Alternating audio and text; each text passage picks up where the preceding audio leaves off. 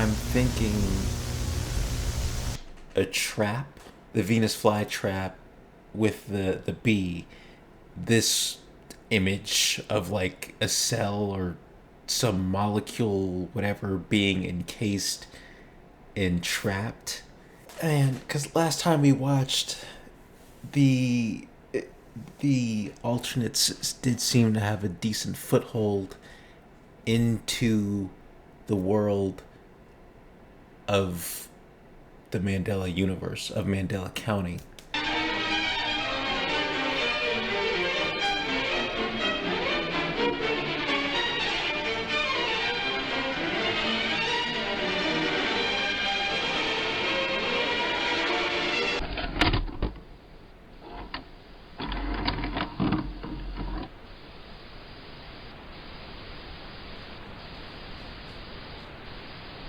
Testimony provided by Stephanie Duval, age 27.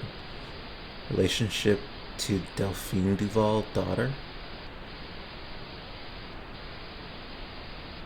When I was a young girl, I had a crippling fear of plants.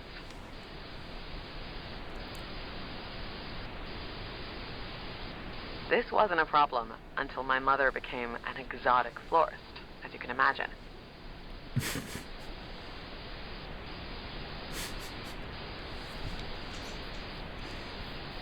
I wasn't afraid of grass or trees per se, but I did have a significant aversion to plants that my mother owned or studied. It seems so like cosmically spiteful almost. Literally anything that you might encounter naturally in the world, completely fine, doesn't affect you. The only things that affect you are the plants that your mother buys and probably keeps nearby that you would see all the time at home.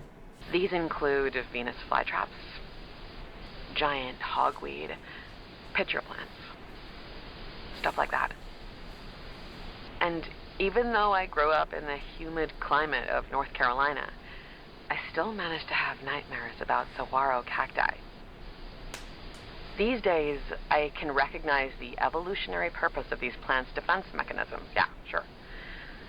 But as a kid, it didn't make any sense. Obviously, these plants wanted to hurt me. They were oddly human-like, invasive and all-consuming, carefully crafted with alluring traps. It was terrible. If a person wanted to hurt me, I would be able to see the intention in their face and based on their movements.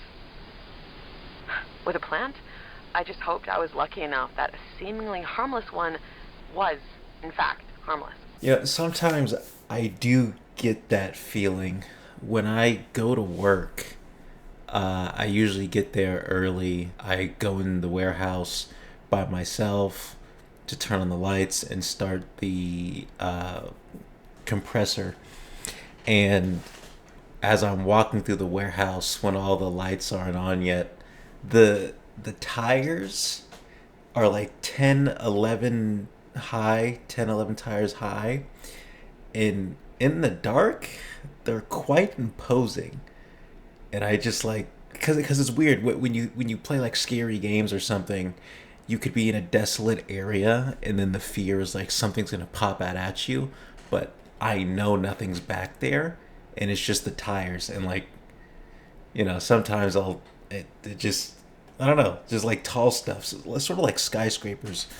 When I've been in cities before, just the height kind of imposing on you is kind of freaks me out a little bit. I eventually had a complete mental breakdown. My mother never believed in my fear until that point. She was disappointed that I felt that way about her biggest passion.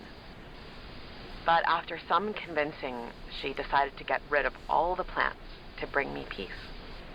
I felt so terribly guilty, but really eternally grateful for her understanding. She did make one exception. At the same time, my mother began to resent me. She started making passive remarks that blamed me for her newfound isolation. She also claimed that I was going to therapy because of her, and she was upset about not being good enough for me. I reassured her every time that it wasn't her. It was the plants. I think where the resentment comes from the mom, is probably obviously like the passion. If my passion was taken away, like if both of my hands got cut off in a freak tire accident, and I couldn't like edit YouTube videos or play video games or anything like that, and this was taken away from me, I'd feel pretty resentful too. And there's no talk about a father, so with her being the cause of why the flowers were removed, I could see why that would happen.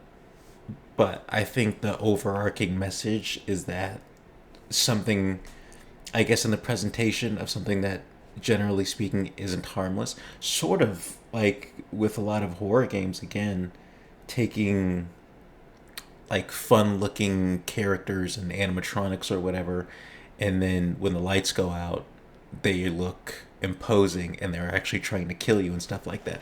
Now, those are more humanoid and all that and whatever, but with like flowers, like she said, you've got like poison ivy, berries and stuff that can be poisonous or harmful to you and stuff like that, that you wouldn't even know. And she talks about how the evolution of these plants made sense to her as far as self-defense mechanisms. Did poison ivy start out as poisonous? Did all those berries in the woods and whatever that are poisonous or harmful or whatever start out that way? Venus flytraps, were they always the way they were? Oh.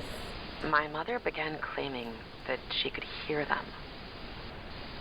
Why I is it? assumed she was referring to the long stalks brushing against the house on a windy day. But no, she said that they would speak to her. I mean, I would laugh at her. But deep down, I was totally freaked out. That's kind of making me feel uncomfortable a little bit too, right there. Why you got one sunflower? Is this her bedroom too? Do you have a freaking sunflower 2 stories up, just looking at you? Due to her resentment, I figured she was just trying to frighten me. She was the only one that knew my deepest fears, after all. I would overhear her having conversations. She didn't know I was listening to her. Turns out, it wasn't just to scare me after all. I don't like the way it just like that.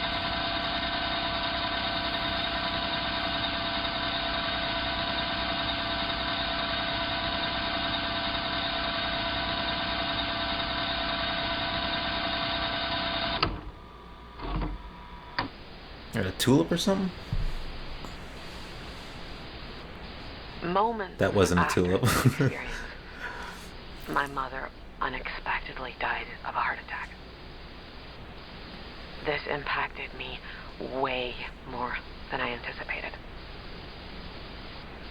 Despite the lack of affection she gave me towards the end of her life, I felt horrifically depressed. It took me a long time to get used to living on my own and looking after the house. After her death, I never went into the backyard ever again. I never watered the flowers. I hoped they would die as soon as possible. They didn't, did I they? never bothered to check on them. A horrible feeling would wash over me every time I thought about turning the corner and seeing those tall, horrible stalks. I knew they would be dead after a couple of weeks. I knew I would soon feel alone again. But one day, as I was cooped up in my bedroom, I heard my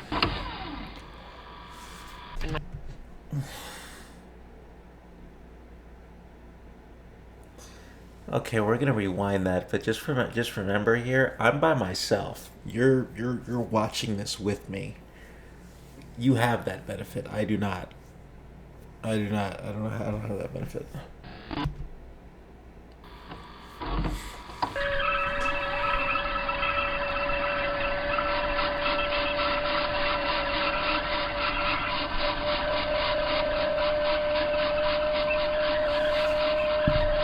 I don't like that. I don't like that.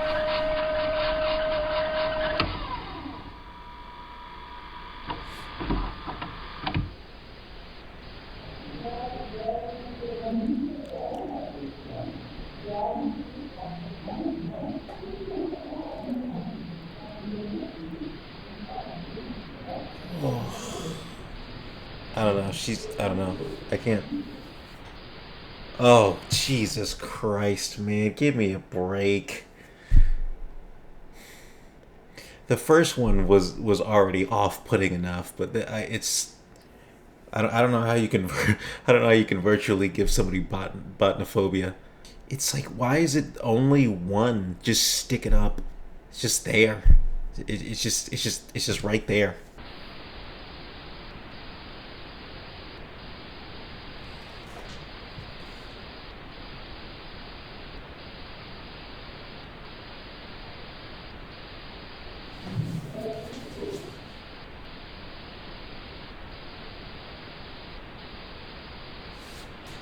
Turn your volume down. I'm doing it too. Turn your volume down. I hate this. I hate this.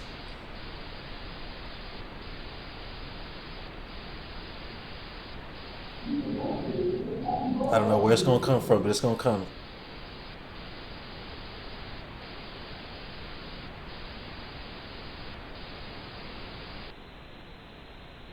It's not even. It's not even gonna do it. That's why. It's just gonna edge us until we're freaking done. Until we hit 11 minutes 51 seconds. Don't. Don't you dare. Don't you dare. Don't you.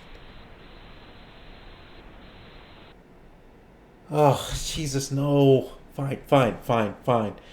Jesus, this is gonna be the hardest 20 seconds of my life.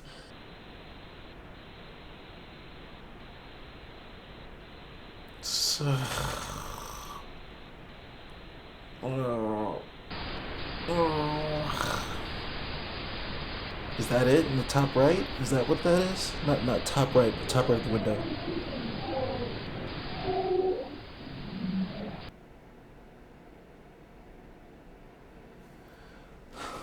I hate that. I hate Alex, dog. Why are you? Because that's what you want. He knows. He knows that's what you want. He knows you want the jump scare so that you can just bring an end to the sequence and then be done. But he just edges you like you're in the freaking Jerkmate Championship, ranked. It's been an hour. He's just not gonna. He's just not gonna let it go. He's just not. It's every step to feeling froggy, but just not letting you leap, and it's the worst feeling ever.